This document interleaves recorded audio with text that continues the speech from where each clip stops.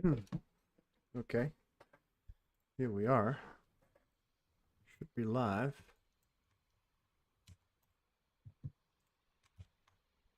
Yeah.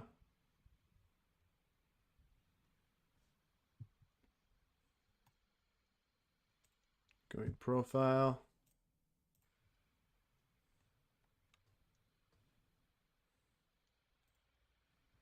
Pin to your profile. Pin. There we go.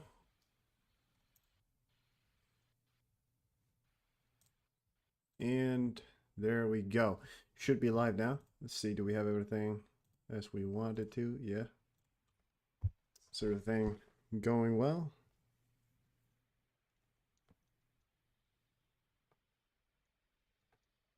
Just give people a second to come in.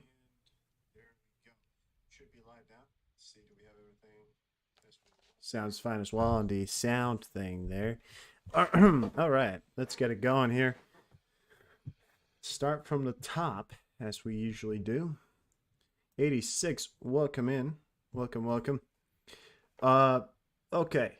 So, NATO will hold a emergency meeting due to a massive missile and drone strike by Russia.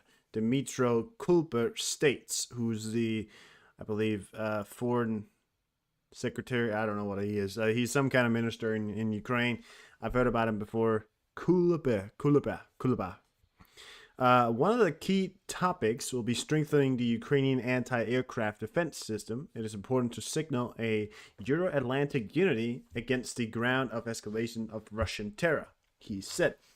So, the past few days here, the Russians have pretty much been terrorizing, uh, you know, pretty much been terrorizing through the countryside of Ukraine more than you can imagine. So, I mean, it's insane. I mean, putting into perspective, for the last, 4 days, since we've started this year, it's been 3 days, right? It's been 3 days since the year started. Through these 3 days, about 200 to maybe more rockets, I'd say even more rockets have been fired from Russia into Ukrainian cities. Many of them yet have been shut down. But the problem is when you have to spend so much on shooting down individual targets over your cities aimed at your residential buildings, well, then you're going to run out of anti-aircraft guns because it's not just one shot to shoot down one drone. Usually, you can use a whole magazine. You can use two. It sometimes there's no real number on these things. It's not as easy to shoot down as you might think it is. I mean, anti-aircraft gun work is something that requires focus, but it's not always you're going to be able to. Yet they have shut down a lot. I mean, I think Ukraine at this point is shooting down 95% of what actually comes over the countryside, which means, listen, I mean, we're heading into a point here where Russia fires off a lot, but it's not going to get there. The only problem we have now, which is a problem, is that Ukraine, with these massive attack, aren't getting enough replacement in terms of anti-aircraft systems or even anti-aircraft munitions. I mean, listen, you take a look at just how much they've used over the last, 2024, been 3 days, right? Over the last days of these, they've used maybe a good bit of their stock. I mean, this is something that they need and something they've been talking about needing for a while. So imagine having to do it now. I mean, it's incredible. But they still did it. They're still doing a great job. Keeping more on updated on that one. You're going to see a lot of drone falls. Maybe you even see explosions tonight. The Russians are just going at it. It was a response to attacks that occurred in Russia. Some were saying it was false flag attacks that Russia committed to be able to commit violent acts, as you could say, in Ukraine. But I'd say it's really just Russia being Russia, isn't it? Lying to do something terrible. I mean, that's Russia in a nutshell, isn't it? That is Russia in a nutshell, if I've ever seen one.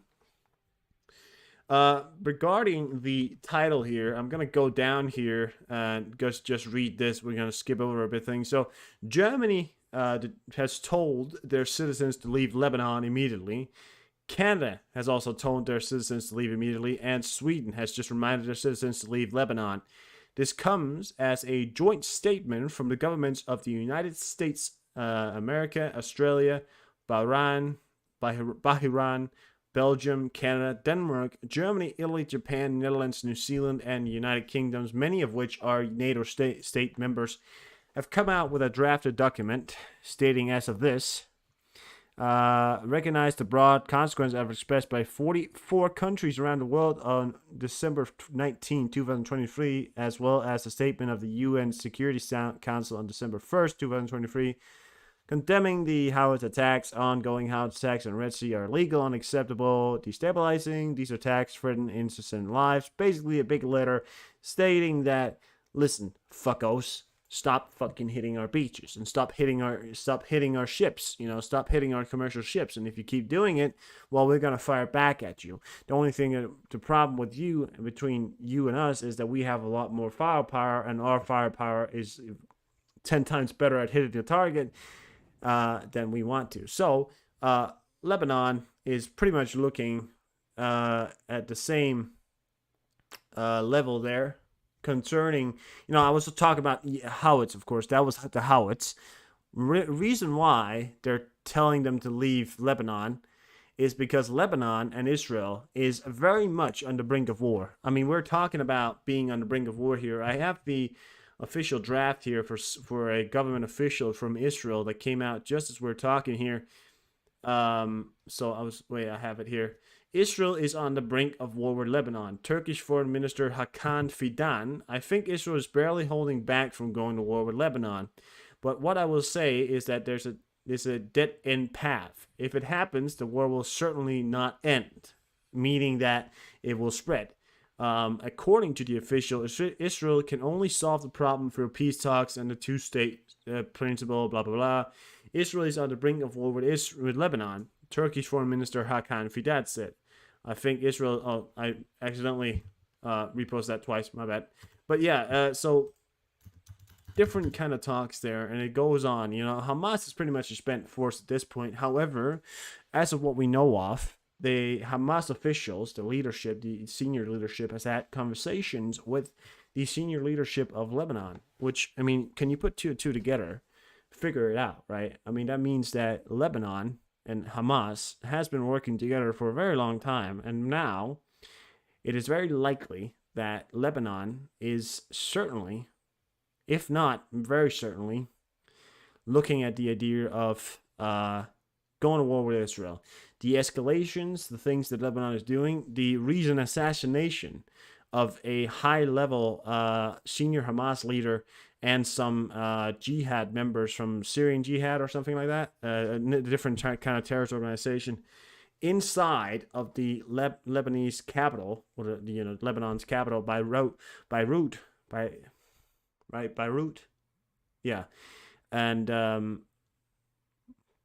yeah, so you have to sort of imagine to yourself what's happening here. And when we're looking at the escalation point here, I mean, the Yemen Houthis, which are Iranian-backed Houthis operating in Yemen, not Yemen, are firing rockets at commercial ships in the Red Sea, specifically in these areas here, where you can see that that's where most of the action have taken place in this general area here.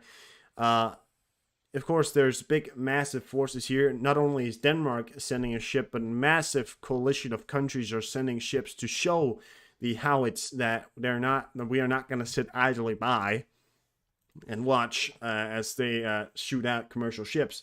We've had enough, and we will not sit by idly. So I will say that it is certainly going to be a very important day tomorrow. Well, sorry, I don't mean tomorrow. I mean for next, not just tomorrow, but for the next week or a month. I say the next month here is going to be very interesting in regards to how this war is going to go on and how the Middle East is going to turn out. Because listen, if Lebanon goes to war, it's very likely it's going to escalate. Okay, if Lebanon and Israel goes to war, just like the Turkish minister said, it's not going to end. Okay, it's going to go on and on and on. The Houthis ends up in a war with pretty much the whole rest of the world. including NATO members, I mean, they're going to be decimated. Is Iran going to sit idly by while that happens? Don't know. I mean, this is a massive coalition. I don't know if Iran is going to respond to it. I don't think so. The reason why is because Iran isn't that powerful. You know, they're not so powerful that they can go out and respond to a 44 country coalition with massive warships, many of which are NATO members, heading directly towards the ports of the Red Sea to escort and protect commercial ships heading that way. I mean, it is very likely that now that this has happened and the ships are heading towards that way, attacks on commercial ships, even though how it's said that they wouldn't stop no matter what the, responses were from anybody, it's going to be way less, simply due to the factor that, well, they'll kill them.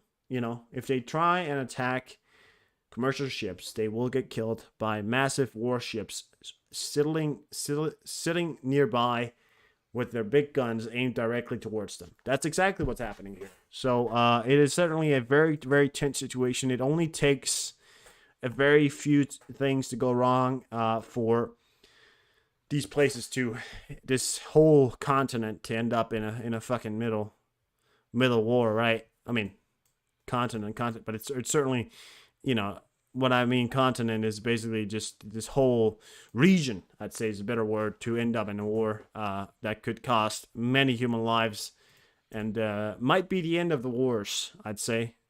But the world will certainly have to start figuring out that maybe this countries and many countries around the world is going to have to start getting inbound in the Middle East once again.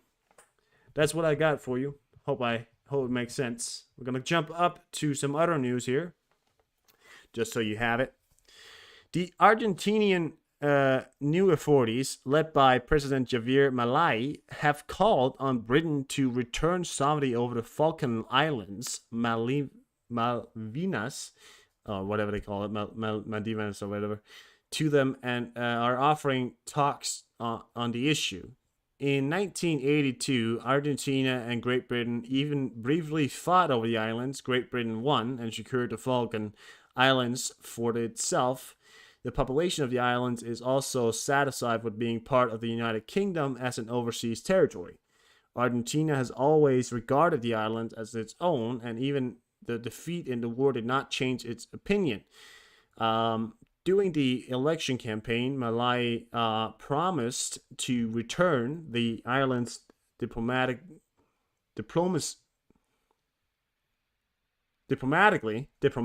right? The British authorities refused to discuss any change in the status of the Falkland Islands. Now, the British have lost 99% of their empire. I'm not sure that the British would like to lose more. I'm not sure that the British would like to lose the Falkland Islands.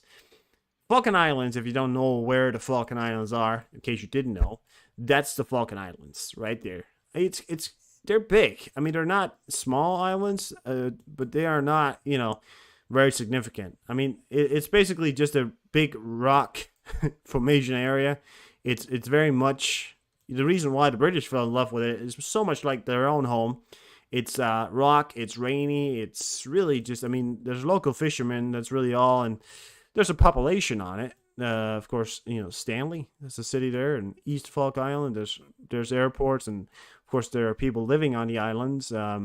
It's been part of the Great Britain for a long while. It was actually fought over by both the British and the Spanish.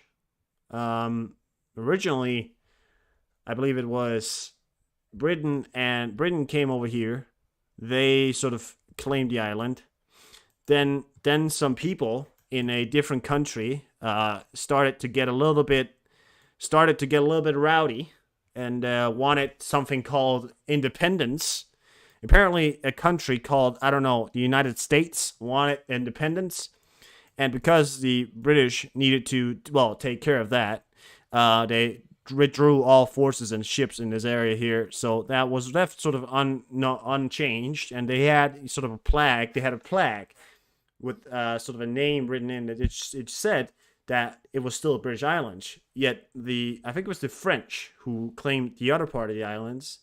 Then Spain said, well, Pope Pope drew something on the map, and now it's our island, and blah blah blah, and so the Spanish bought it from the French, but right before the French left, they told the Spanish to watch out for the British because the British was on the island, and I believe they even fought a brief war over it, or whatever the hell they did. I believe they did fight the war over it, or I think the Spanish then kicked them off, and then they came back, and whatever the hell. I'm not completely aware of that story. I just know that's somewhere along the lines. But then eventually the British did manage to gain the islands, and then World War II came around. And after World War II, the British didn't really hold on to so much of its overseas territories because it was quite broke at the time, and it needed to rebuild and all that kind of stuff. So didn't really have a lot of time to send warships down here. So the Argentinians thought it would be a great time to take it, and there were actually British troops stationed in the area.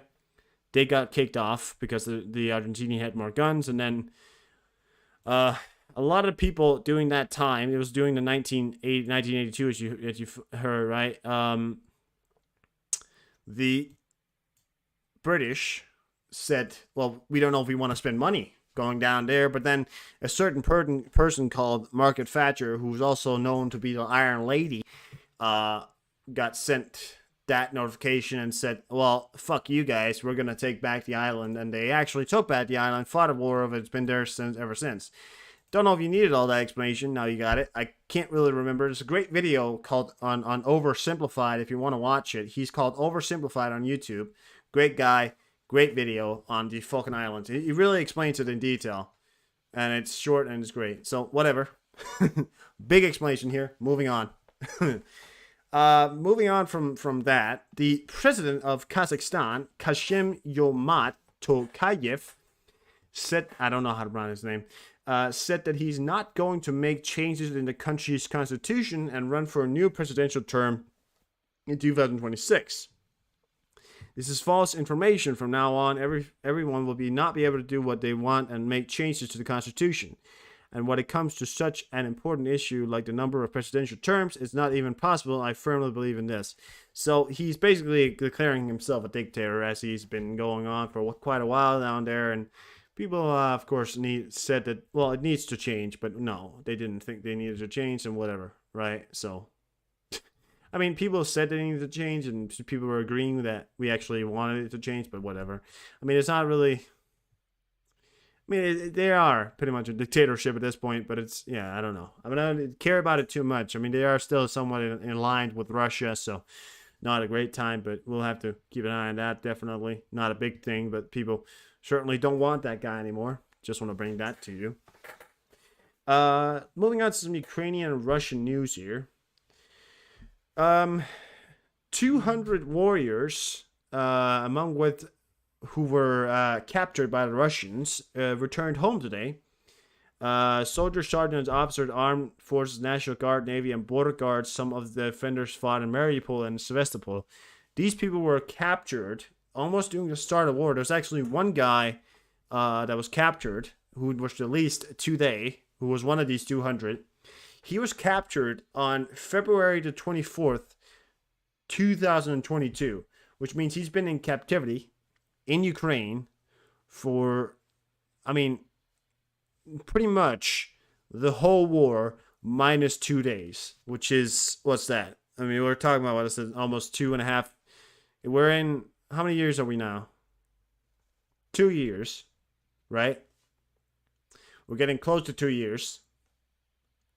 Yeah, getting very close to 2 years. So, Witchy, welcome in. And yeah, so great video come out here, and Zelensky shared the video here, so I wanted to show you guys the video of these released here, people here. And there's also going to be something on it later, but here you have it.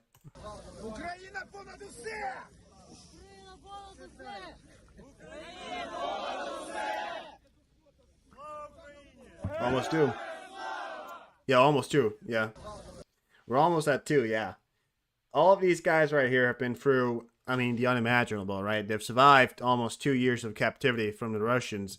Now, if we imagine the Russian conditions, I mean, imagine the Russian conditions for their soldiers. I mean, the people that aren't in captivity, right? I mean, the people who are soldiers. Imagine the conditions for those guys. That's not very good, is it? No. Then imagine the conditions for the prisoners. It's really bad. Yeah, I mean, they look hungry for revenge. It's not likely they're going to be recharged into the army. It's not. We don't know. I mean, that, um, they might not want to fight again, but maybe they will.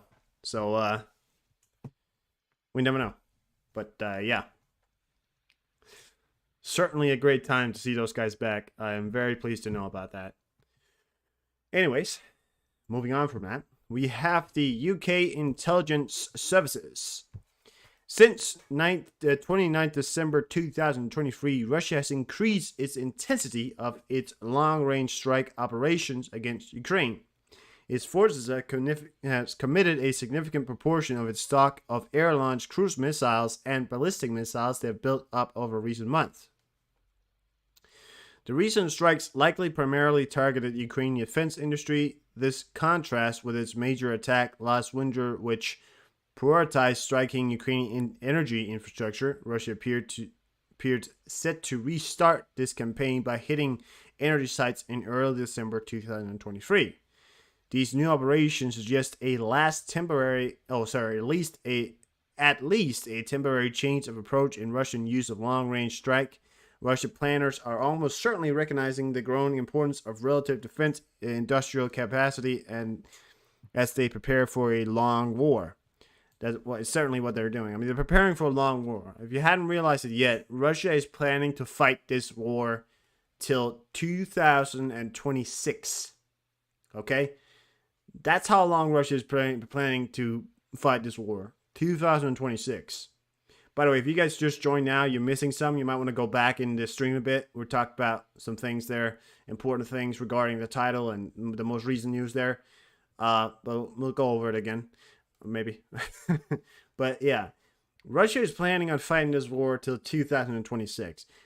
Putin's plan is to outweigh the West.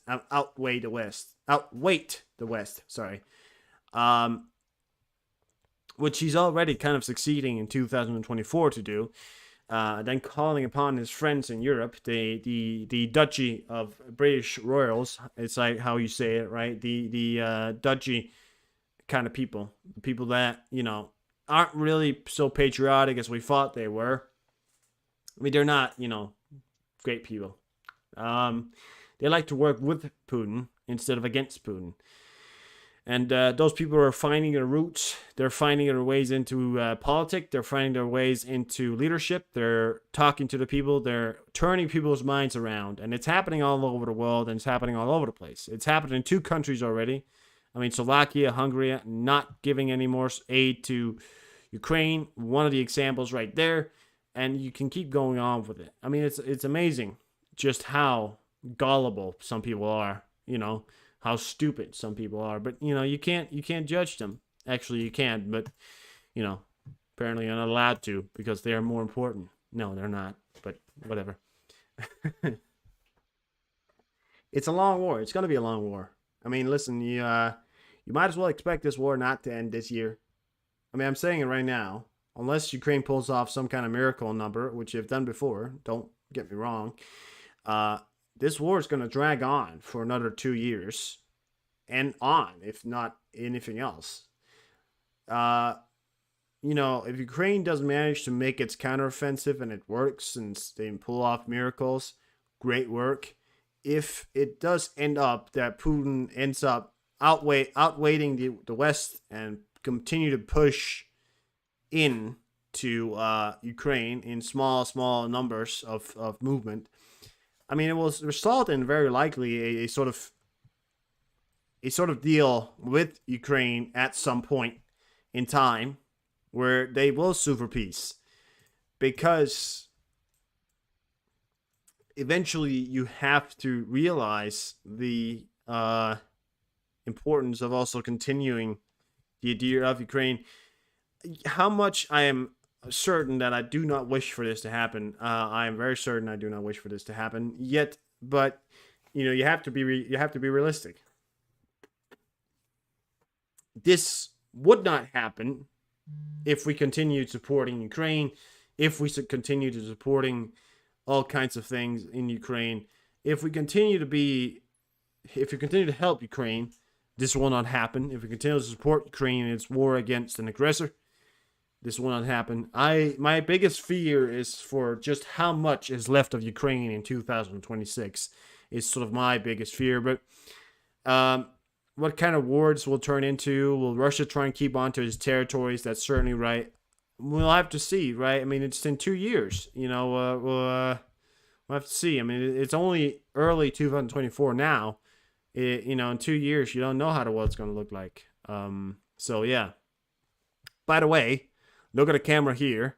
Severe winter in Ukraine and in Denmark. I mean, across Europe, there's been a severe winter. I mean, in Denmark, we had about 30 centimeters of snow, which is not a lot compared to other times, but, Lebanon just got hit again from Israel. Where'd you get that from, Cactus? How are you, Cactus? Did you hear that? Where did you hear that from? I reckon. Doesn't seem unlikely, but okay. So, in some better news, somewhat of better news, I think it is. Ukraine, together with Westinghouse, has developed a new type of nuclear fuel. Minister of Energy Herman Helashikov or something like that, said today.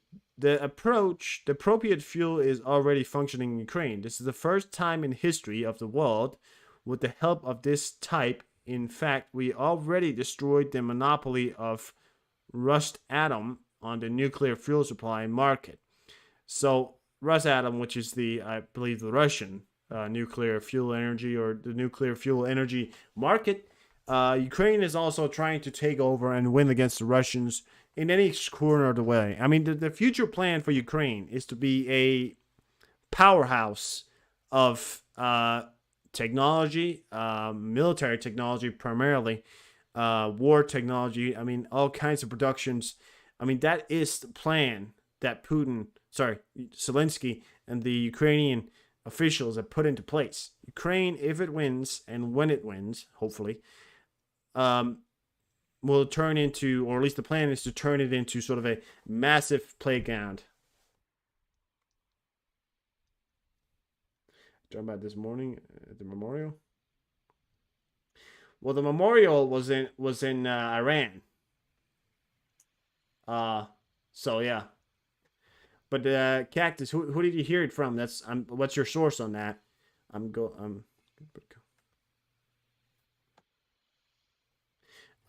know. I live in northern Europe. I know that it's very freezing. Yeah. Yeah. So pretty good time there. Pretty good time. I'm very, very happy to hear that there's a plan for Ukraine. Yet, I am also sort of certainly concerned as well. I mean, the world's sort of looking at what's happening here.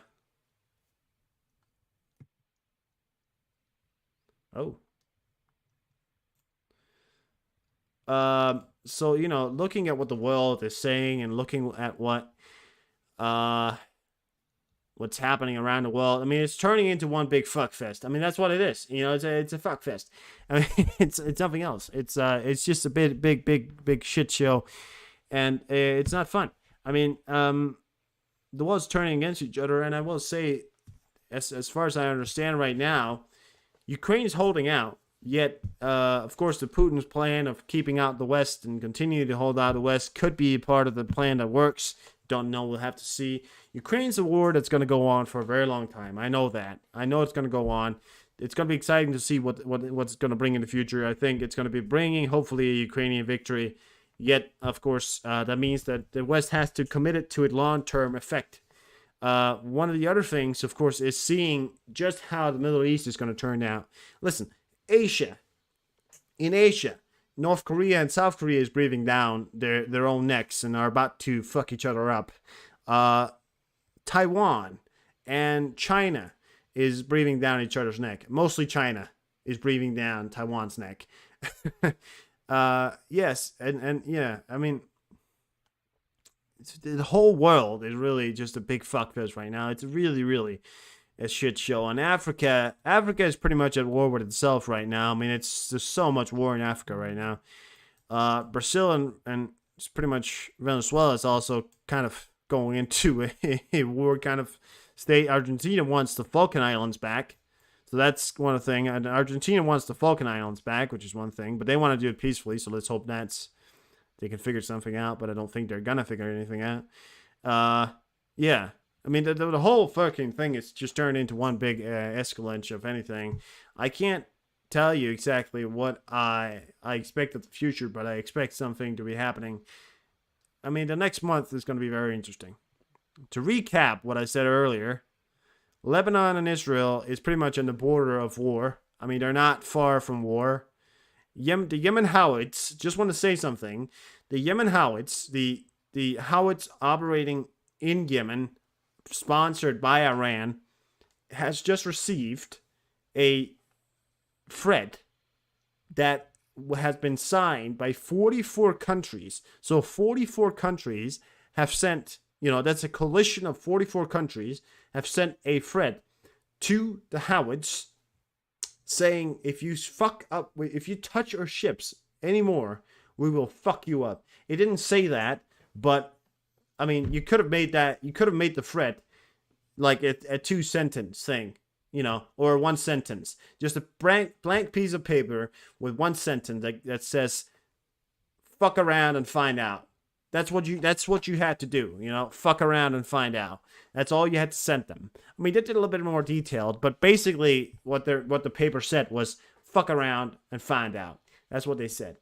The Yemen Howitz, the Howitz operating in Yemen, sponsored by Iran. It's very important for YouTube that I say that. Just want to say that. So yeah, the whole fucking thing is a fuckfest. If you got any questions, ask. But you go back in the video a bit, you can hear me talk about it. I mean, I'm trying to cover it all up here. Trying to not cover it up, but cover it, not cover it up. That'll be bad. In also better news, somewhat better news here. A rather rare counter-battle raider Su-Park N1M, of the Russian armed forces was destroyed. The estimated cost is about $25 million, which is a lot in rubles. Over the course of the war, the destruction of 7 of these systems were visually confirmed. This is what it looks like to start with. It is a greatly important system for Russia, and this is what it looks like now. Destroyed. Happy New Year. I say that's great. Because that's good, because that's what we want, right? That's what we want.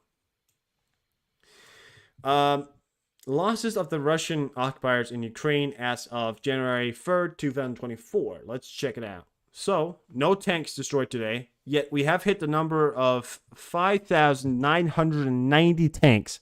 We are 10 tanks away from 6,000 tanks, which means we're probably going to hit 6,000 tanks tomorrow, just be honest with you. Very likely that we're going to hit 10,000 tanks tomorrow. Job, false flag. I mean, it killed 73 people. Listen, so it killed 73 people. The official confirmation of how many people got killed, I have it right here, guys, is, oh shit, what was it? There we go. 73 people killed and 170 wounded. Some people were saying 100 people killed and 200 people wounded. No, 73 people killed, confirmed. This number right here, by the way, that number right there is directly from Trey Yingst. If you don't know who Trey Yingst is, when it comes to news, Trey Yingst is pretty much the best you get. At least when it comes to Israel and the Middle East at this current moment, he is pretty much what you get. We've seen videos of him before. Trey Yingst, great guy on Twitter. Go check him out if you want to keep up to date with Israel. He does a lot of that on Twitter. Go check it out. 170 wounded in Iran bombings near slain general's grave. Iran calls it a terrorist attack on the city of Kerman. The blast targeted a ceremony to commemorate the Qasem Soleimani 4 years after he was killed in an American drone strike. Putin said Iran. So Putin also responded and said Iran's blast shocking in cruelty and whatever. I can't fuck those words. So yeah, I mean, listen, I cannot sit here and say what I think it was, or if it was an inside job, or what it was. Saying something like that is an inside job or a false flag attack is I can't say that, because not only is it, I could be spreading false news, I don't know, but you know, you have to be honest with yourself and then say whatever happened, it's, people are dead. I mean, it's not a great time, right? People are dead. We can't avoid to say that. Don't wish terror attack on anybody. Who did it? I don't know. Doesn't seem like a very Western thing to do.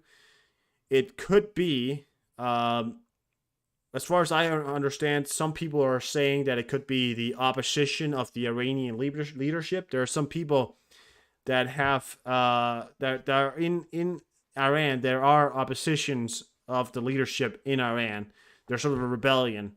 It could be them. But to be honest with you, I don't know. I couldn't tell you, and I don't want to put anything out there. So that's as far as I know. That's all I know. I don't know anything else. I know people got killed. Some people were saying it could be rebellions. Some people were saying it was something else. I don't know. So 7 armored vehicles, 15 artillery systems. We're almost going to get that to 10,000 artillery systems one day. 3 air defense systems, 36 drones, which is, again, a lot of drones in one day. Holy fucking shit. Oh my, that's a lot right there. I didn't even see that. So in one day, as far as I understand, in one day, 73 plus cruise missiles were shot down. Have you seen that number before? 73 plus cruise missiles were shut down in one day. 26 fuel tanks and vehicles, and 14 special equipments. Holy shit, this is a great day. Might not be a lot of tanks destruction or multi-rocket launcher systems, but there was a lot of special equipment and cruise missile destruction, which is great news. And why is it great news? Because that's the only things that Russia has a hard time replacing. Yeah. Anyways, we're going to take a little bit of a talking break here from my side, and we're going to listen to Zelensky. I hope you have a good time listening to Zelensky. He's only a short talk today, 3 minutes and 24 seconds, and we'll be right back after that. Бажаю здоров'я, шановні українці, українки. Сьогодні, попри все, попри всі виклики, гарна новина за довгий вже час. Вдалося звільнити з російського полону більше 200 наших людей, воїнів, і дуже важливо цивільних. Пам'ятаємо про усіх українців, які в російській неволі. Довга була пауза в обмінах, але жодної паузи не було в переговорах щодо обмінів. Ми використовуємо кожну можливість, пробуємо всі варіанти посередництва.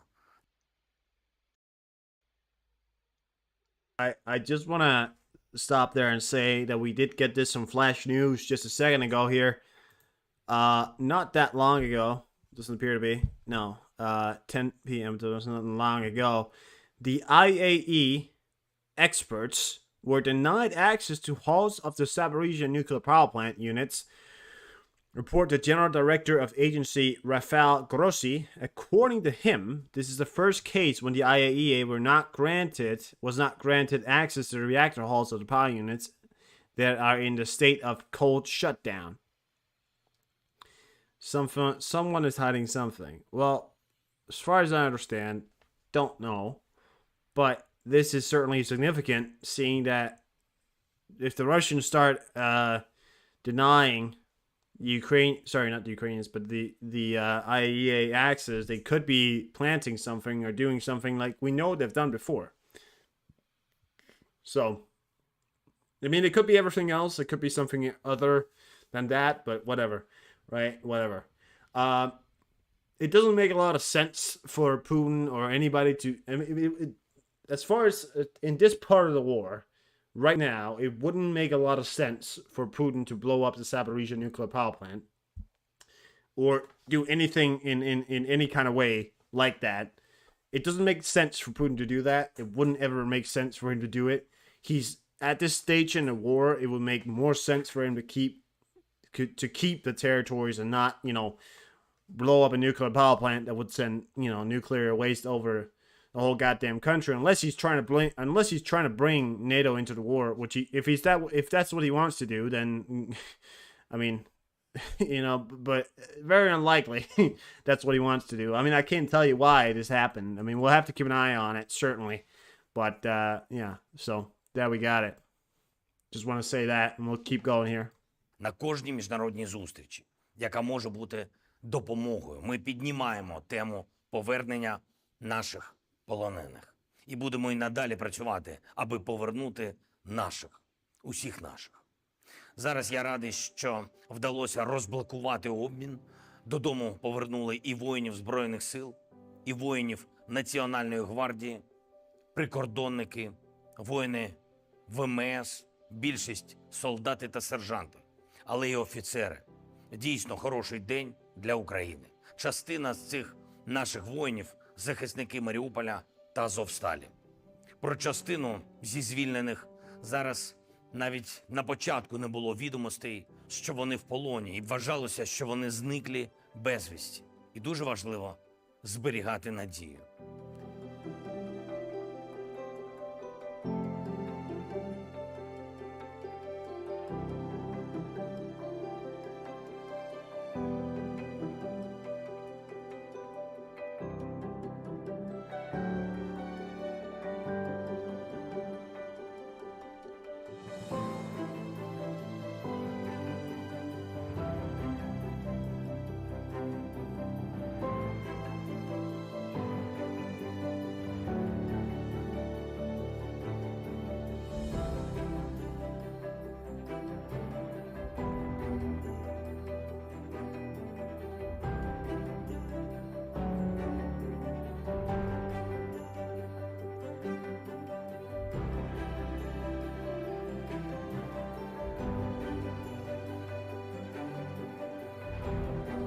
Ви вдома!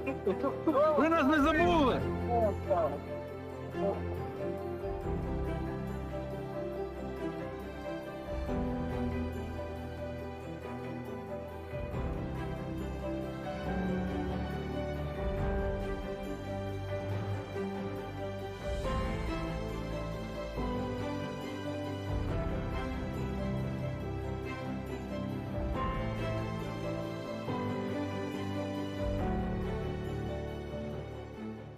Дякую усій команді, яка працювала і працює, щоб обміни продовжувались. Буданов, Єрмак, Усов, Малюк, Клименко.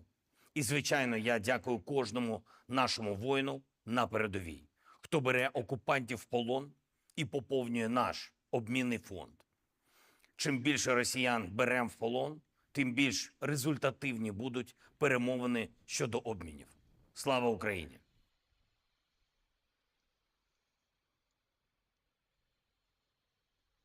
There you go. Thank you so much. Oh my God, my arm there for a second. Zelensky, thank you so much for that speech there. Like he can hear me. So great time from that, and great to hear some heroes are coming home to see their family once again. Covered it up there, so great time. The Czech Republic delivered 26 Dana M2 152 millimeter self-propelled howitzers to Ukraine. A reason why I wanted to show you guys these guys were because I've showcased them on a channel once before. We watched the sort of showcase of them and how great they were, and now they are in Ukraine. They're great artillery systems. They're howitzers. Fast, and they shoot good, and we delivered 26 of them. Here's them working there, and look at the machine gun on that one. I mean, not the machine gun, the cannon on that one. Just impressive. I mean, it's a huge thing, It's very high tech as well. Great systems in Ukraine right now. 26 of them, which is not a bad number. When you think about howitz numbers and the effectiveness of these vehicles here, 26 of them is very good. which I like to say it is. Anyways, let's move on here. Lukashenko amended the new law concerning Belarus president to shoot himself. He made sure to avoid criminal liability even after losing power. According to the amendment signed by Lukashenko, the former president of Belarus will be inviolable, as well as members of his family.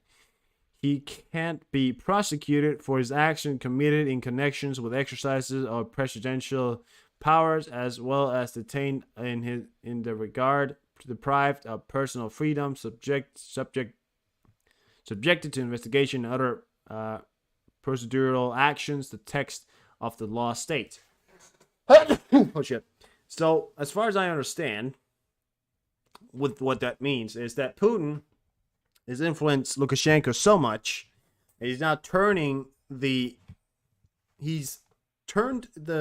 legal system of Belarus basically into the Russian constitution, which it basically states that whatever Lukashenko does, whatever he does, when he does it, and if he was to be removed from power, say if some other foreign entity were to either take over the country, or maybe they were to become part of a certain country called Russia, no one can blame Lukashenko for doing that. I mean, this is just me saying, this is not, I don't know if that's exactly what he wanted or said would happen, but when you think about sort of the Constitution and the way he's put that up, when you think about that, it makes sense that he's about to do something along the lines of, something stupid. Because if you basically pardon yourself by making a law that pardons you in any case, if you do anything, that's basically dictatorship. Well, he is a dictator, but basically total dictatorship with the idea of not facing any consequences from your actions, which is fucking ridiculous. I mean, if he goes to war with Ukraine, if he allows Putin to take over the country and he's no longer president, people can't prosecute him. They can't say anything to him because, well, he made a law that said that he cannot be prosecuted because, well, he was the president and everybody in his family or presidency or whatever can't be prosecuted like that. It's basically the same like Russia. So Belarus is basically turning more and more into Russia slowly and slowly. There you have it. Another news of Putin here. Putin's United Russia Party has created its own private army and started recruiting its so-called Isbaniola PMC, which is, the Defense Intelligence of Ukraine reported the Espanola, which is what they call Española, or whatever they call it, Española or whatever. Española, maybe? Española? Something like that. Formation was previously part of Vostok Battalion as a volunteer unit of Russian hardcore football fans. Ukraine troops, in particular, the 3rd Separate Assault Brigade, have already met them in battle in 2023. The unit was taken over by Putin's party and turned into a PMC. This army recruits ultra-Russian radicals, ordinary civilians, and men from occupied territory, the latter of whom are used in assaults. And the last sentence is something I want to talk about there. Who do you think the Russians sends, to run towards Ukrainian soldiers when they do assaults? The Russian use Ukrainian soldiers, not Ukrainian soldiers, but Ukrainian civilians from the occupied territories of Ukraine to send towards the Ukrainians as sort of a meat shield. Which means Ukrainians can't know who they're shooting because the people they're shooting at is wearing Russian armor. and are forced to run towards the Ukrainians in the hopes that maybe, just maybe, the Ukrainian won't shoot them and they'll get to explain their situation or get to surrender. Much of the time, they don't get there because they're basically just meat shields for the actual Russian soldiers. It's absolutely terrible, is what I'm trying to say here. It is pretty much the most disgusting thing I've ever heard of. It is ridiculous. You're using people that are not from your country to send into a wave, into a war that has nothing to do with them. I mean, Britain in World War One, that's basically the same thing. World War II as well, but World War One was basically Britain using a lot of people that was from different countries. They occupied, nothing to do with the war, but they sent them to the front lines, treated them like shit, and then put them forward into a battle of line where many of them were slaughtered. There are a lot of stories of these people being very heroic, and then because they had a certain skin color or they had this and that, they weren't recommended for anything during their life or in the service, not before way later, which is, such a ridiculous notion. So having said that, this is basically the same scenario here. I mean, they treat these people like shit, and then they send them to the front because they don't matter. They're just meat shields with guns that might not even be loaded. They might not even be loaded. You don't know. It's ridiculous. Anyways, moving on from that, Russian sick bastards. That's what they are, sick bastards. Israel news here. In other news, something we already kind of knew, but I want to bring it to you. Confirmed from the New York Times, put out a article earlier today stating that Hamas used Gaza hospital as a command center. U.S. intelligence says U.S. spy agency believes that Hamas and other Palestinian group fighting Israel used Al Shafir Hospital in Gaza to command forces and hold some hostages, according to a new American intelligence classified on Tuesday. So, interestingly enough, I already said this a long time ago, that, they were using the Shafir Hospital, the hospital in Gaza, as a command post. They went into the hospital and filmed it, and in some of the rooms where there were MRI machines, there were, sort of a hospital bed, some sick patients. Around these patients and hospital machines, there were machine guns and bullets and grenades and things like that, things that don't belong in a hospital, but were in a hospital. And they used a hospital full of sick people or hurt people or wounded people to hide their operations and to hide themselves, because they knew Israel would have a hard time bombing a hospital. Which, by the way, some people said that they bombed a hospital. Israel didn't bomb a hospital. Hamas bombed a hospital. Hamas fired off 2 rockets, both of them failed, and they landed in the hospital. It was a pure accident. Yes, it was. But then instead of, they wouldn't own up to it. We know that. Why would you own up to it? That would be ridiculous. But, yeah.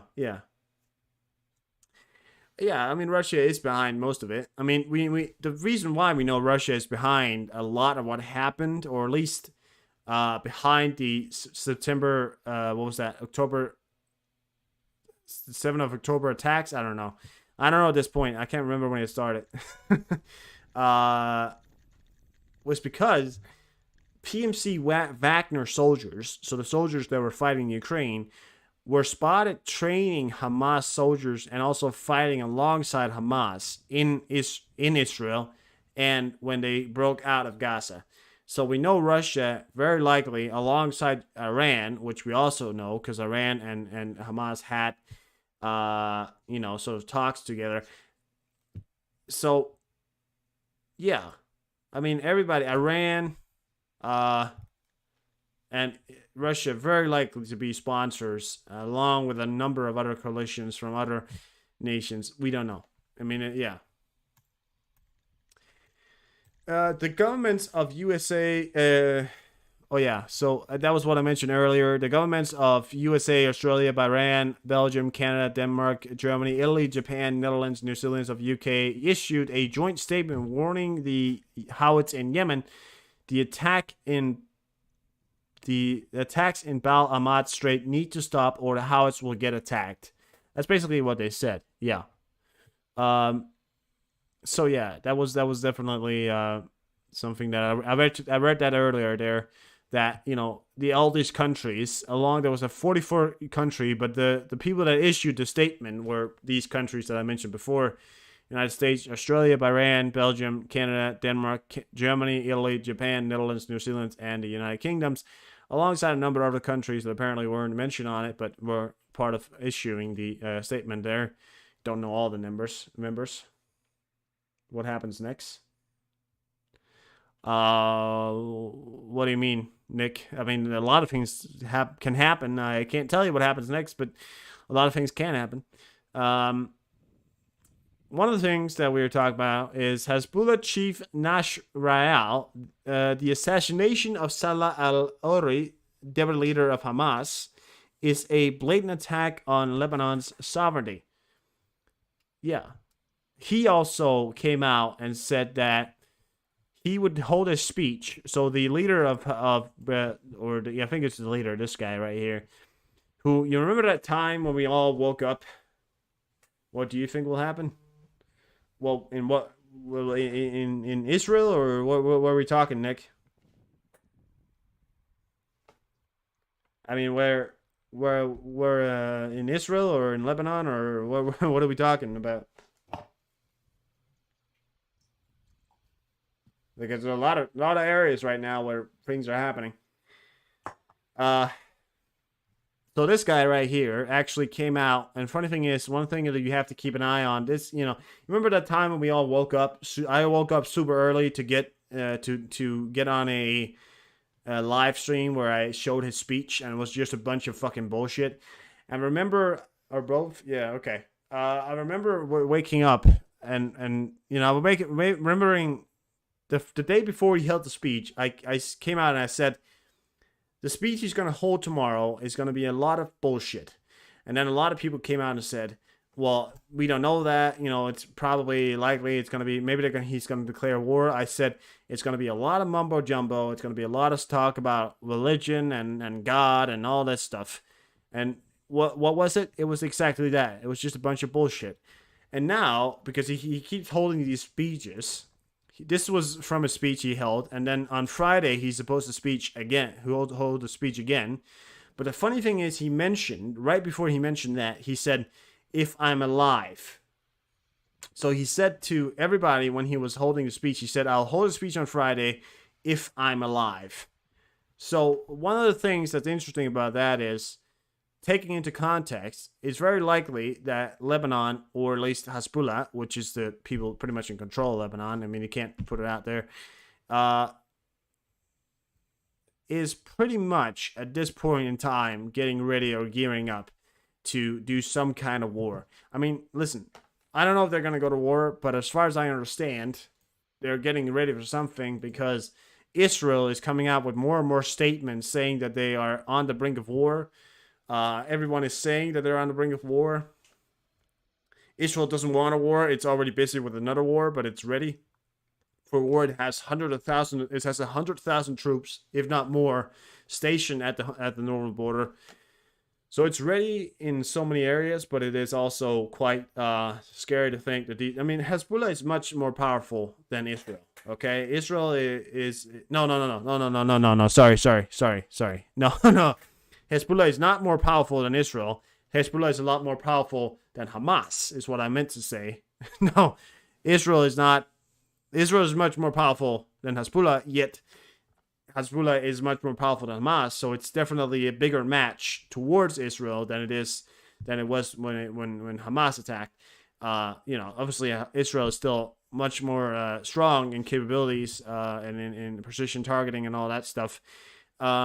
So yeah, really, really interesting to see who or what happened here. I mean, I can't tell you, but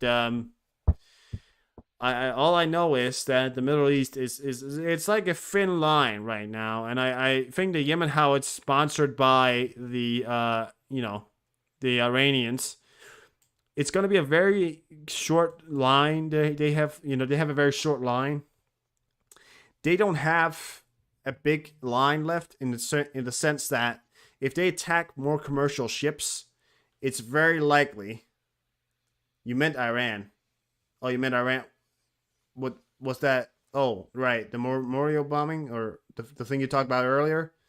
Okay, yeah.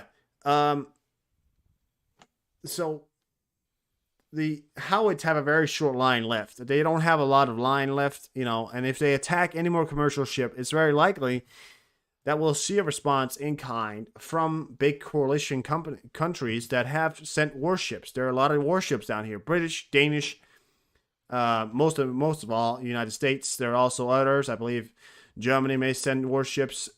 It is actually the first time since World War II that Germany is very likely going to station troops or on a ship somewhere else, which is very likely going to be near the Middle East or in the Mediterranean.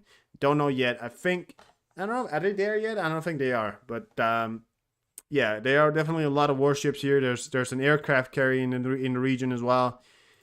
There's no match. I mean, they don't match the United States in capabilities. Or any of the countries nearby, with a lot of firepower. So, don't worry, we will win, but it will cost.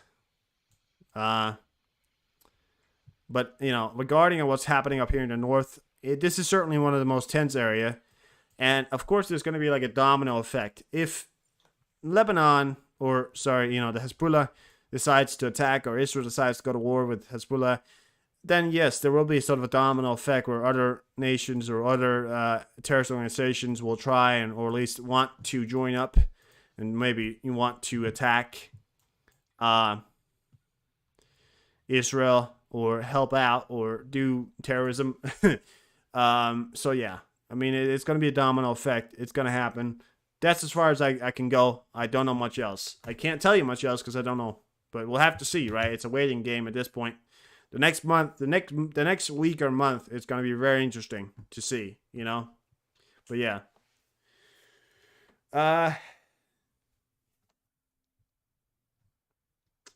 Moving on to some EU and NATO news here. Norway is going to send F-16 to Denmark for Ukrainian pilots to train on. The two planes are training for purposes, but according to Norwegian media, Norway also plans to send Ukraine between 5 and 10 F-16s, which is actually adding on to the number already.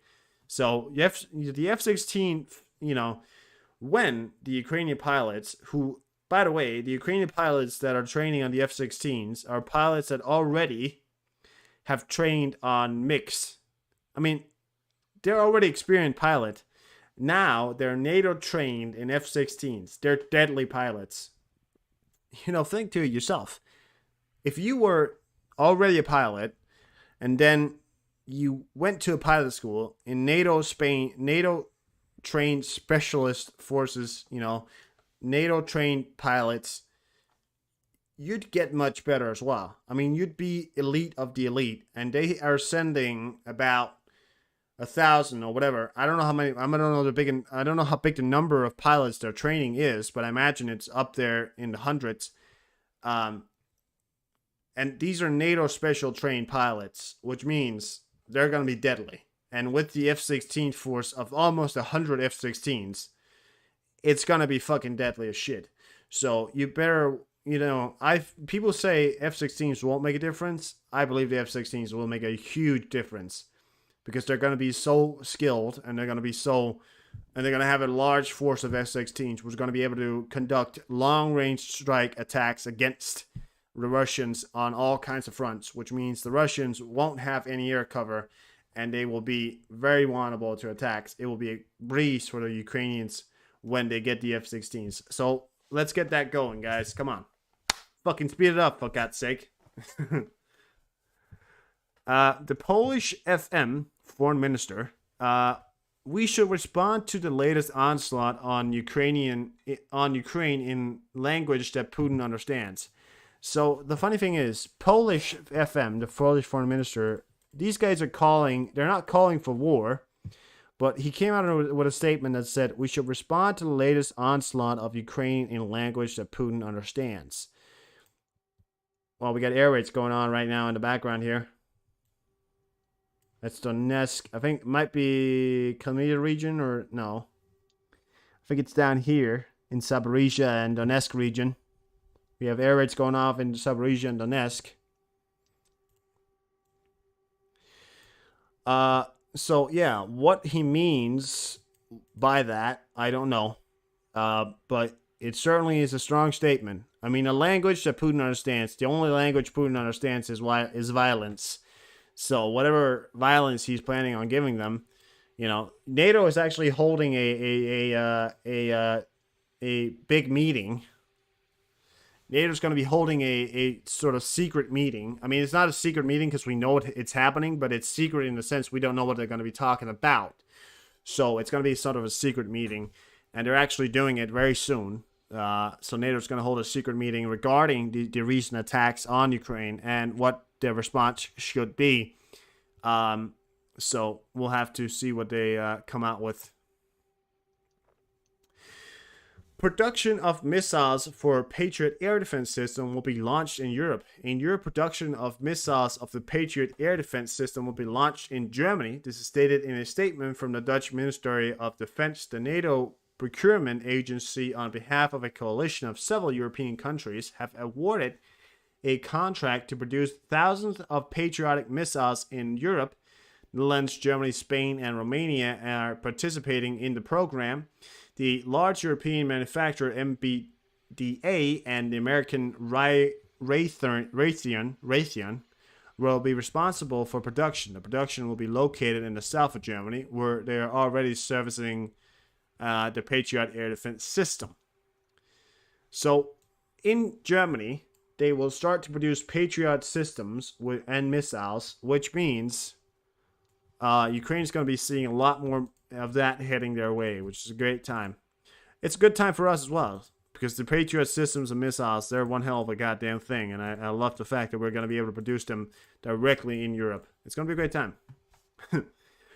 Romania, the Netherlands, Germany, and Spain will purchase about 100 missiles for the Patriot air defense system. The relevant contract was concluded by the NATO procurement agency on behalf of a coalition of these countries, blah, blah, blah.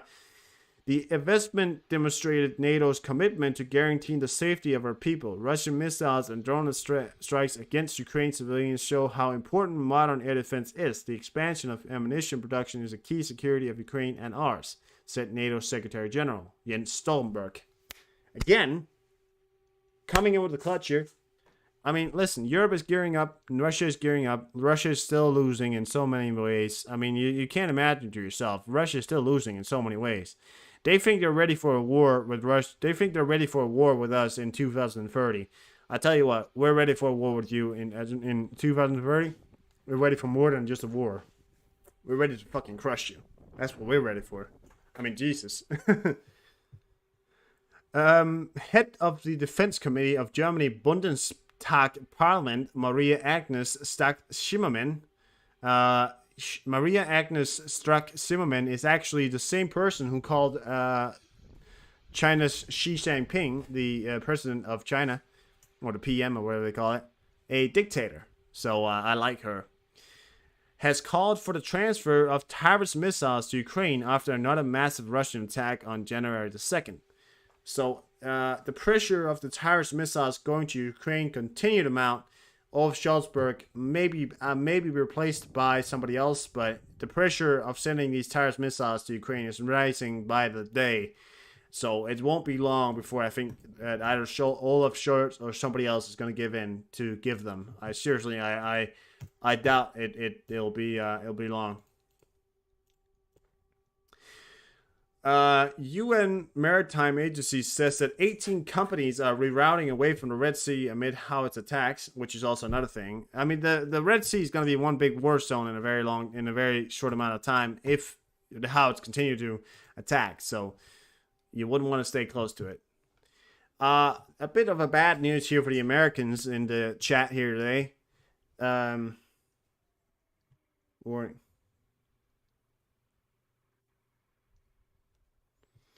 exactly, Hookman. And the thing is, Russia used to have a force of 8,000 tanks at its disposal.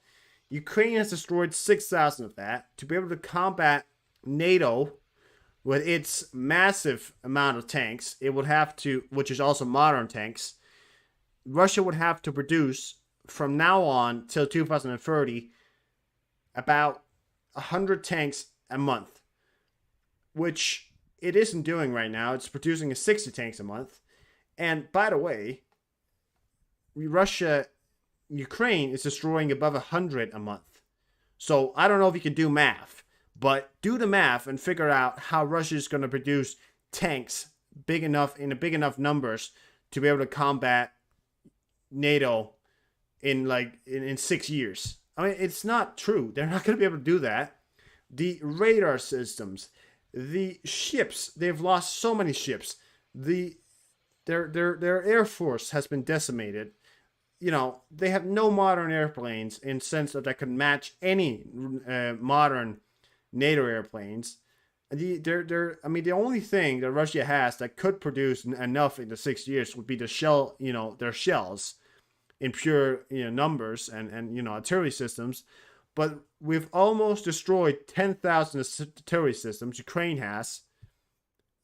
So yeah, you're right. They're not going to be able to win.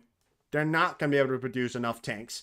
So don't worry. It's just a lot of bullshit Russian propaganda to try and make the West fear Russia. It's just a bunch of bullshit. Don't worry, okay? Yes, it's very likely that Russia may launch an attack, but will we lose? No. Okay? So don't worry. I mean, it's not likely, but Putin. He's not exactly that much of a he's not that sane in the head. He's gone insane is what I'm trying to say. Anyways, for you Americans, it's for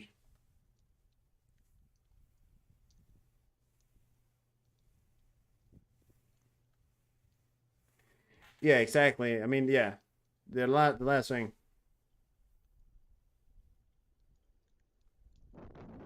The last thing to have to worry about. Yeah. I mean, don't worry. They won't win. But listen, for any Americans in the chat here, you might have to start worrying a bit because the U.S. national debt hits $34 trillion for the first time today. The U.S. national debt has hit $34 trillion. The U.S. budget, or the amount of their GDP, how you put it, is 40 trillion, which means very, very soon the U.S. national debt is going to exceed the amount their GDP, and you wonder why they're not doing so great. What the fuck? I mean, Jesus Christ. I mean, it's ridiculous. I mean, it's the reason why it's ridiculous is because there's 365 million people in the U.S. I mean, these people are suffering.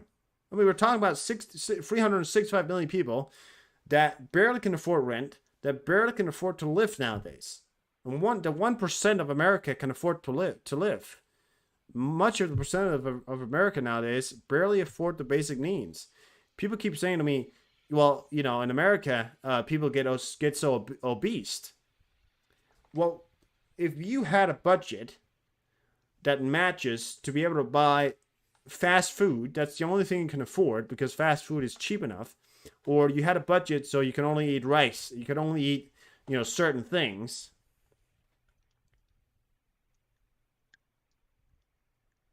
It's been stuck up on military-wise. That's for... Well, don't worry. I mean, listen, Hugem Rots. No matter what numbers Russia will build up, it's not going to be enough. Okay? It's not going to be enough. And no matter what they've built up through the years, it's not going to be enough. Yeah. Listen, you wonder why people get obese? It's because they don't have money to afford healthy dinners anymore. Okay, their dinners consist of rice. Of unhealthy food because it costs little. That's why they don't get healthy food that allows them to live a healthy lifestyle, that allows them to actually stay fit. And then people come out and say, look at America, it's so fat. Well, listen, of course there are people who eat a lot of chips and bad things that will get you to sort of obese side, but a lot of it is actually because of the budget. If you fix the budget, if you fixed the renting prices, the amount of money that people get paid, you fix the inflation, guarantee you that people are going to start to lose weight, because the better the economy do, the healthier people are. It's only logical, okay? And not only does it have to do with obesity, but people keep talking about why are there so many depressed people? Why are people suicidal in the U.S.? If, mental state depends on the economy of a country. If the economy is shit, if the economy isn't doing great, well, then you're going to have a lot of mentally unstable people, because there's people who can't afford the basic means of living. That means they get sad over not having the ability to live or like other people do. I mean, it's only basic human nature,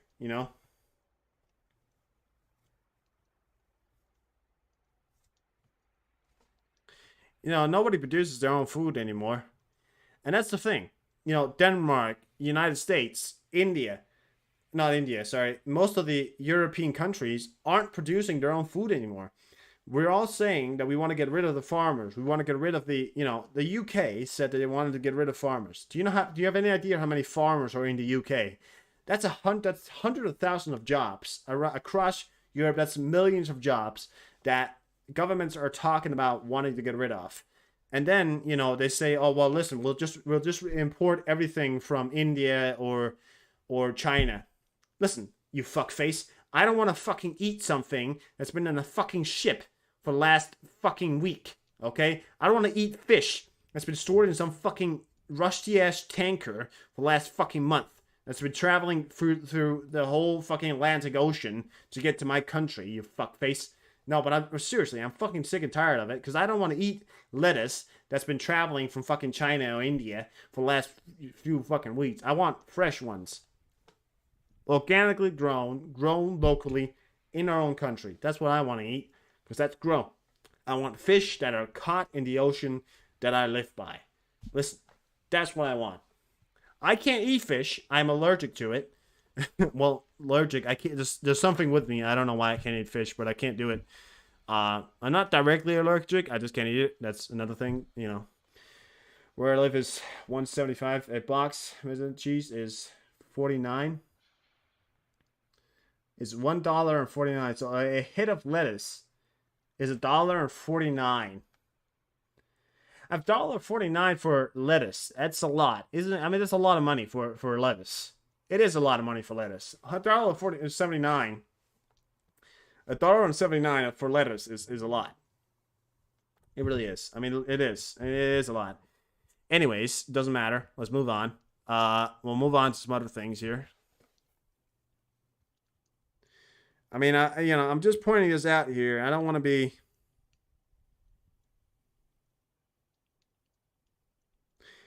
Oh. Vicegrad, which is a pretty trustable source, has just put out a statement here. This is very interesting, actually. Let's just get this up for you guys here. Okay. Well, thank you. Let's see here.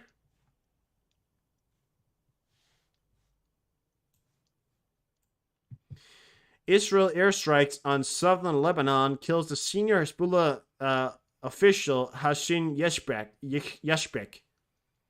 Who the fuck? I mean, like the Israel senior Hezbollah official. Holy shit! That's not a good time there. That's not a good time.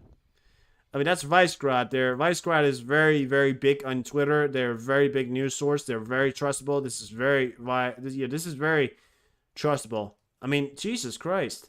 Another airstrike. That's okay. We have to watch the responses to that. Thank you. We have to watch the response from that.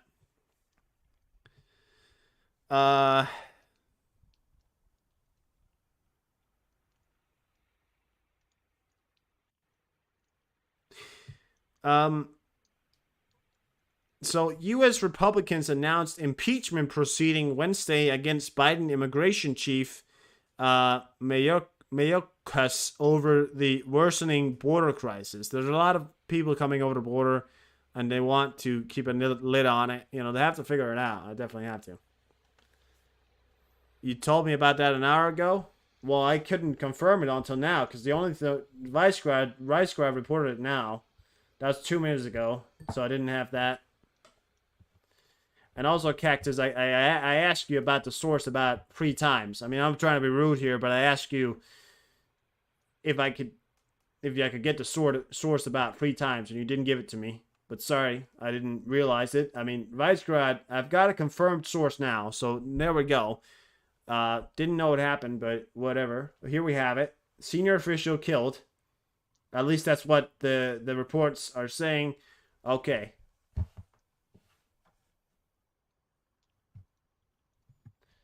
Well, if you posted a link, Cactus, you can't post links in the chat. You have to tell me the name. So because you posted a link, I can't see links in the chat. You have to post a name. So maybe that's what happened. My gag reflex kicks. Yeah, I don't know why. I mean, I get sort of my chest starts hurting when I eat fish, which is not a good time. So it's not. I've stopped eating fish altogether. I just don't do it anymore. Yeah. So, U.S. spokesman John Kirby says regarding the killing of Hamas leaders that Israel has the right to eliminate any threat to its security and its people. You know what? Sometimes John Kirby, he's not half bad. I know you don't like him that much, but sometimes John Kirby, he's the only guy that goes, you know what? Fuck you guys. They're allowed to do whatever they want to do. Yeah.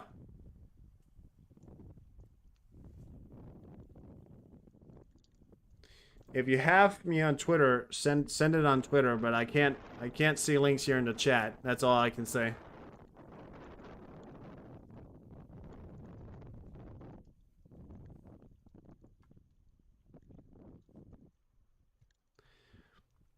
Well, it doesn't matter.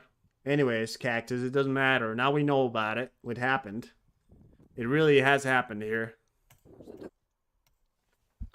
Just wanna check out. No, I don't care about that. I'll go on Deep State. I don't have anything more on my sort of news topic. I don't have anything more on that, but we'll go on here to see if what's happening here.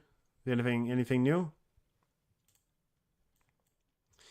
Oh, okay. Some pushment of Russian forces in the direction of what's that? What's that region called? Donetsk region. Or is it? I don't remember that one. Comments were deleted and the app just shut off again. Happens in Duramax. Oh, okay. Well, I don't know, Cactus, but you know, it doesn't matter. Thank you for bringing it to me. I just have to be careful because if I say something and it's not true, then YouTube goes false information, and then and my video gets taken down. So I have to be careful nowadays. So it's not because I didn't agree it happened. I just need the source so I can confirm it. That's all. That's all it was. All it was. So calm down now, ladies and gentlemen. Calm down. Ain't no fuss. No, that's ridiculous.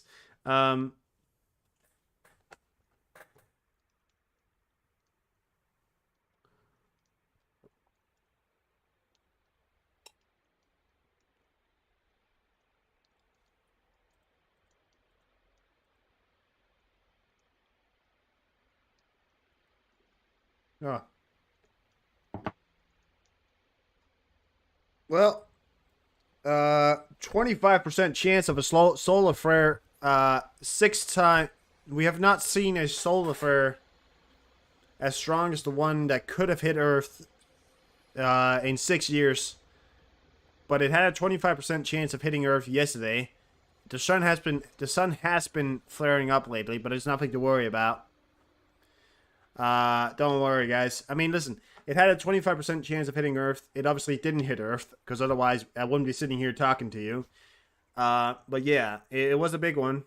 But right now we're not. I mean, I don't think it's happening right now.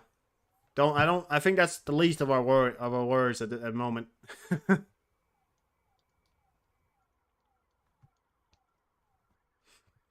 Okay, so some of you guys were asking me when I was reporting on the earthquakes. You can go back. I think the two streams ago when I came back, I started reporting on the earthquakes that happened in Japan, and I didn't have the death toll number for you, but 62 people died in Japan's earthquake, Kyoto. At least 300 more people were injured. Rescue efforts on the worst hit Neto Peninsula to the west of the country continue, and repeated aftershocks. So there are still aftershocks ongoing in Japan. Houses are crumbling, and rescue continues to go on, so we could see this number rise. It was a very, very traumatic event, so things are still being worked out. 62 killed, confirmed killed so far, and more than 300. Considering the scale of this earthquake, I would say it is very minimal casualties. No, I'm just talking from a perspective of how bad it could have gone. You know, Japan has actually built its infrastructure to withstand this kind of stuff, and so I say, considering the scale of them and the magnitude of that earthquake, it wasn't really, not mass casualties. So that's good. I mean, that's a good time, right? I mean, that's great. So we know, yeah, could have been much worse. And such, so they report it. Goes to poo, return radio signal. Yeah. Well, listen, if it hits Earth, satellite, all kinds of internet, and, GPS can be interrupted. But listen, it's not like, it's not exactly like it's going to happen, or even if it hits Earth, there's not even a chance of it actually happening. Well, just to point out, it won't affect you physically, but it will affect your electronic devices and cars and stuff like that. So, yeah.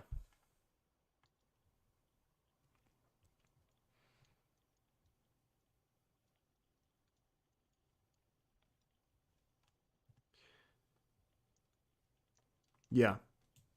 Okay, so War Mapper put out a statement here. Over this month of December, Russia expanded the territorial control of Ukraine by approximately 32.22 square kilometers. Currently, Russia occupies a total of 17.48% of Ukraine. The charts below show changes since the start of the war and the changes of the past 12 months. So, as you can see, start of war, really big change. Then it came from Ukraine, big change, and then it kind of went down. That's just doing the Kharkiv, and then this is when Russia started. Look at that. I mean, it's not like it's big. Yes, they've managed to gain some ground, but in terms of going forward, I wouldn't say they've pretty much launched 100,000 people into the radio thing have been there before. Yeah. I mean, listen, it's it can't happen, guys. It can't happen, but I can't tell you if it's gonna. But there were a chance of it happening yesterday. Could still happen today. I don't know, but solar flares are acting up. But I can't tell you if it's gonna happen or even affect anything. I mean, no way of knowing. No way of knowing. Well, there are a way of knowing, obviously. But listen, don't ask me so many goddamn questions. I don't have the answers.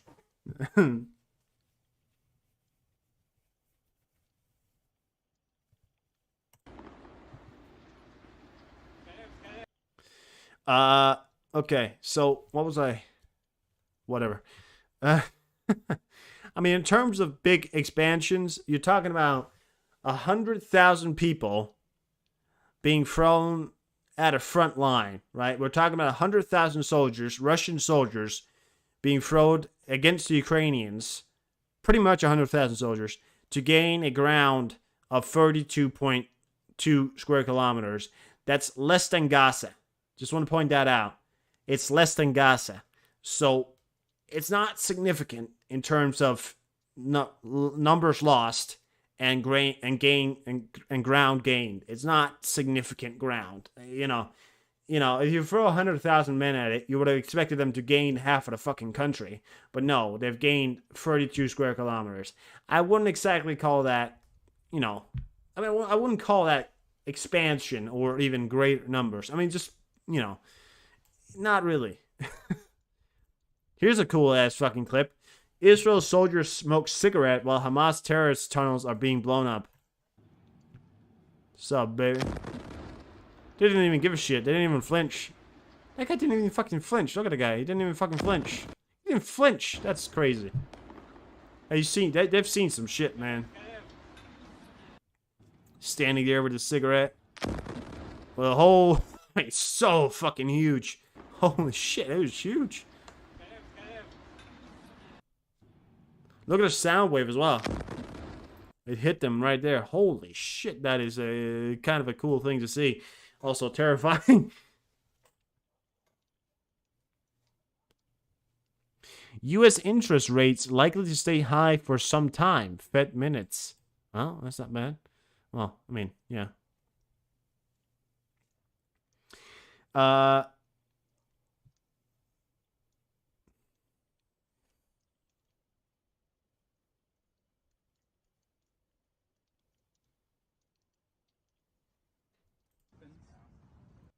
To defend a civilization, you need education.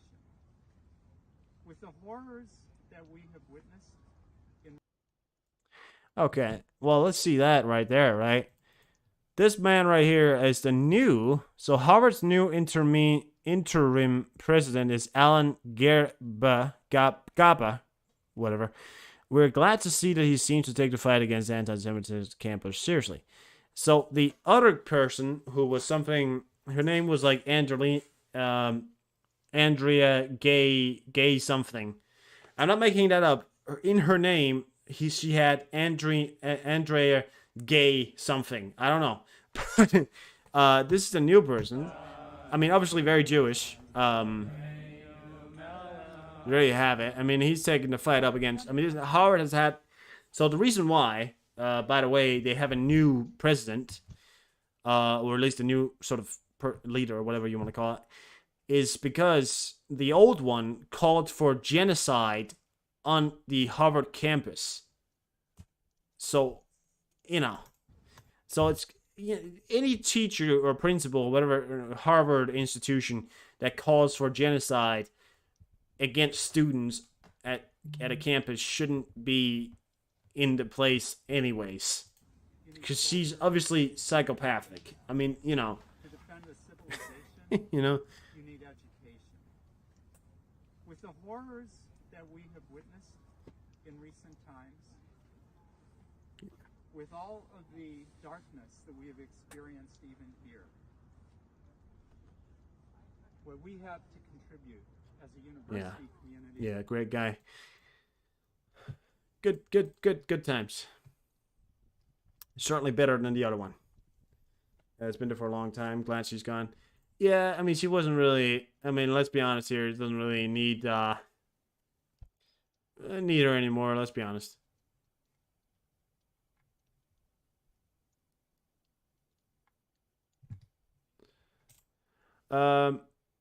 Okay, so EAA experts can't access free reactor halls at Russian-occupied Zaporizhzhia nuclear power plant, which is what I read earlier. So free of the access halls.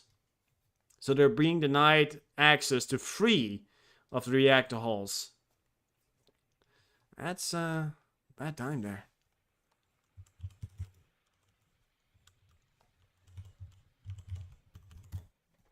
I mean, they could be doing, construction or anything. I mean, I don't know, but,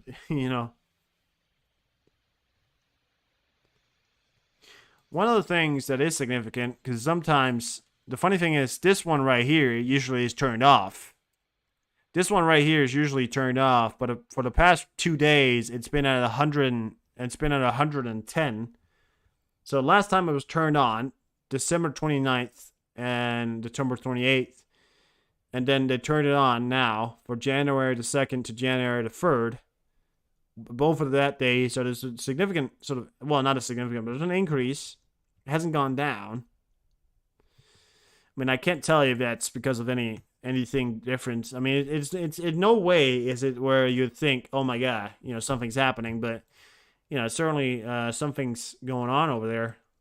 They seem that if they can't access the halls, something certainly seems to be going on. I mean, listen, this is Chernobyl, right? And this is the reactors in Chernobyl. As you can see, the levels here in Chernobyl is extreme. And when you want to start worrying is when it hits, the 200 and they could be hiding munitions or ammo or something inside Witchy. They could be doing that. That could be what they're trying to get them to not access.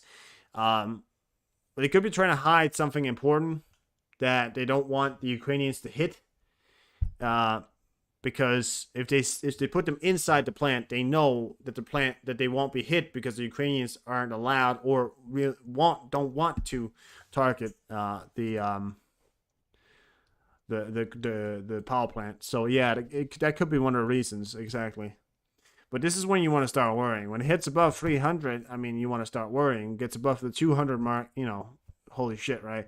300 mark, stop worrying. But it doesn't look like anything serious is happening. So I'm not going to sit here and say anything other than they may be trying to hide some things that because they know Ukraine can't target them inside of that area there. So yeah, I mean that's yeah. So yeah.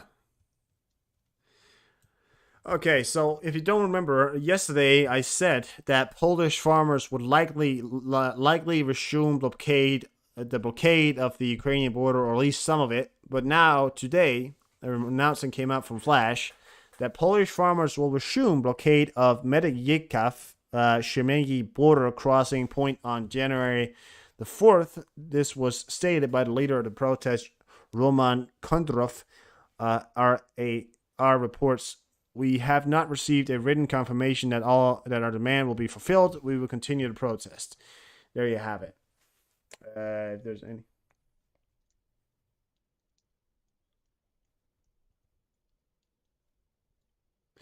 Oh yeah, no, Chernobyl. You can definitely just go stay overnight in Chernobyl. You can go there. Yeah, it's a great place. Really great place. Full of nothing, no radiation. So much fucking radiation. Yeah. Okay. Well, so the blockade will be resumed in border crossings, which means that you will likely start to see,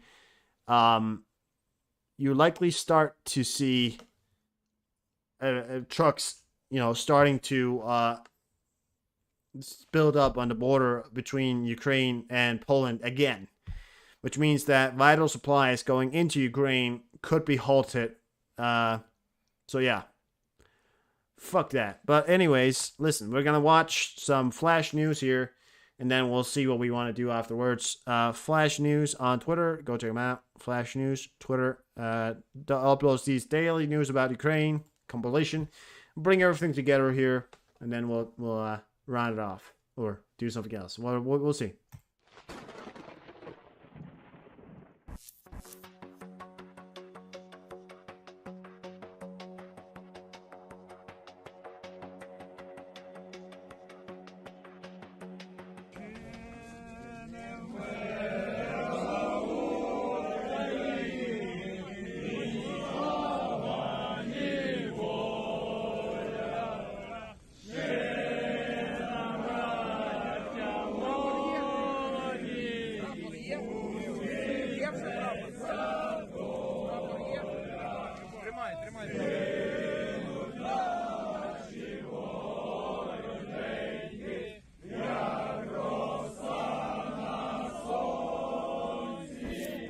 Більше 265 мільярдів на закупівлю, виробництво та ремонт озброєння.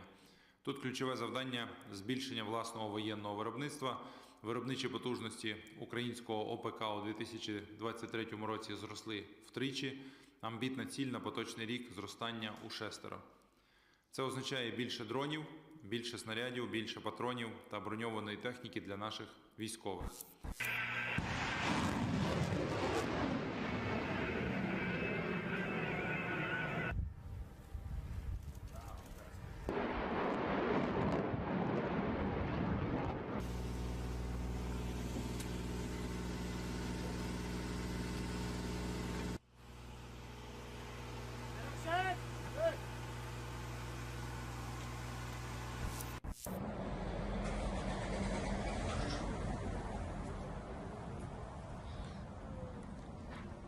Да, можешь сфоткать? Да, сейчас. Просветись.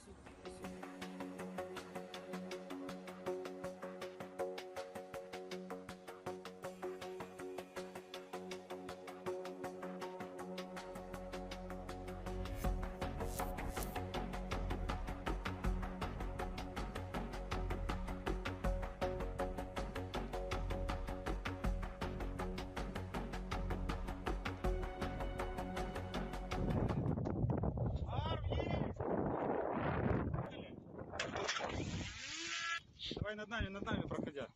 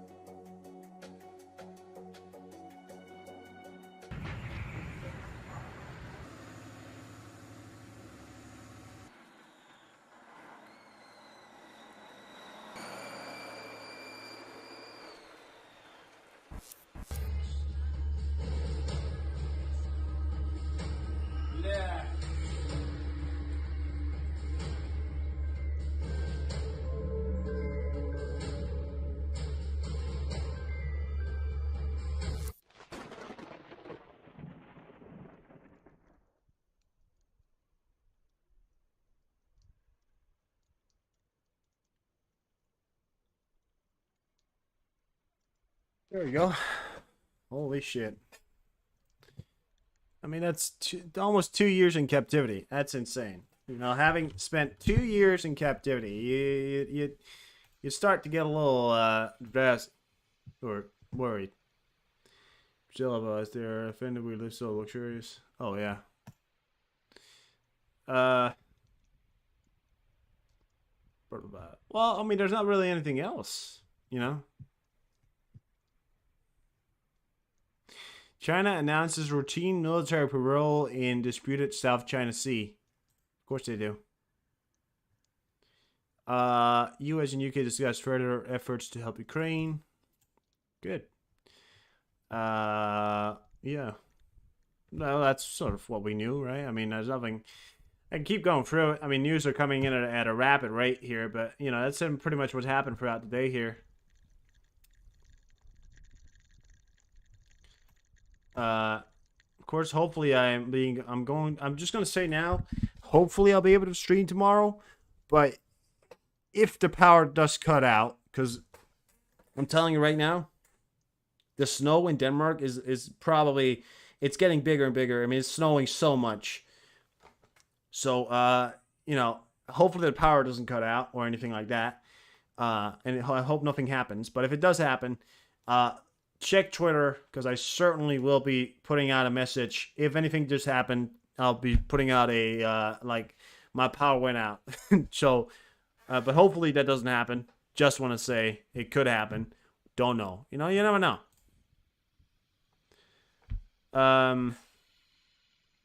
Latvia court orders asylum for Russians who fought for Ukraine. Well, I mean, yeah, might as well take the good ones. No, but really, I mean, might as well take the good ones, right?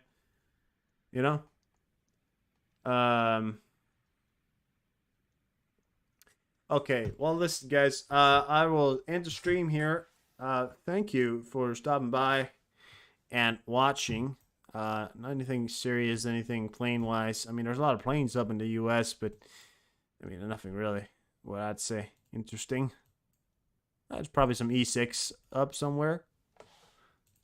Yeah, there you go. That's an E6. Yeah, one E6, pretty usual. We got some, what we got over here? I don't know. E3. Yeah, nothing really. Special kind of thing here. Nothing really. Yeah, I think I'm going to end the stream here. Thank you for watching and coming by here. Oh, well, we got some United States. We got a United States airplane heading directly over Pacific right now. Don't know if that's going to head towards Taiwan, but, that's certainly interesting that that's a surveillance plane right there. In a Beech 200 and 200 Super King Air is a surveillance plane. So, that's interesting. Keep an eye on that there. Anyways, have a good night, and I'll see you tomorrow, hopefully, with some more exciting news and keeping you updated on what's happening. Thank you for stopping by. Thank you for being here. Remember to go check out the Twitter in the description. Go check out Twitter. You'll get all the reposts and everything. I'll continue to repost, and anything happens, of